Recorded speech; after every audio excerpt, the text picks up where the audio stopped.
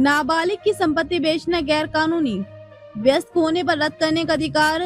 Supreme court का अहम फैसला। सुप्रीम कोर्ट ने एक महत्वपूर्ण फैसले में स्पष्ट किया है कि यदि किसी नाबालिग की संपत्ति उसके प्राकृतिक अभिभावक ने बिना अदालत की अनुमति के बेच दी हो, तो बालिग होने पर उसे उस बिक्री को रद्द करने के लिए अदालत में मुकदमा दायर करना जरूरी नहीं है। वे अपने स्पष्ट और असंदिग्ध आचरण जैसे उस संपत्ति को दोबारा खुद बेच देने के माध्यम से भी उस लेन देन को अस्वीकार कर सकता है।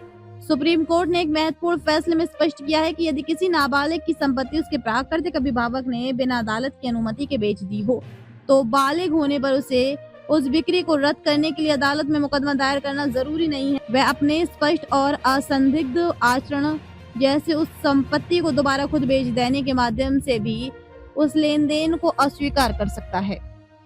नाबालिग की संपत्ति बेचने के लिए अदालत की पूर्व अनुमति लेना अनिवार्य है। ये निर्णय जस्टिस पंकज मित्तल और जस्टिस प्रसन्ना बी वराले की पीठ ने कर्नाटक के एक मामले में सुनाया। कोर्ट ने कहा कि हिंदू अल्पसंख्यक और अभिभावक अधिनियम 1956 के अनुसार प्राकृतिक अभिभावक नाबालिग की संपत्ति बेचने के लिए अदालत की पूर्व सहमति लेना अनिवार्य है और बिना अनुमति की गई बिक्री वाइडेबल यानी शून्य घोषित करने योग्य है।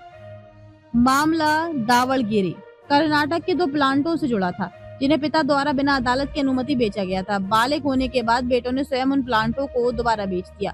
सुप्रीम कोर्ट ने माना कि ये कदम अपने आप में पुरानी बिक्री को निरस्त करने का स्पष्ट संकेत है। कोर्ट ने कहा कि ऐसे मामलों में नाबालिग के बालिग होने के बाद मुकदमा दायर करना एक विकल्प है, बाध्यता नहीं। यदि वह अपने आचरण से ये दर्शाता है कि वह पूर्व बिक्री को स्वीकार नहीं करता, तो वह पर्याप्त माना जाएगा। सुप्रीम कोर्ट का ये फैसला संपत्ति विवादों में नाबालिगों के अधिकारों को मजबूत करने वाला माना जा रहा है।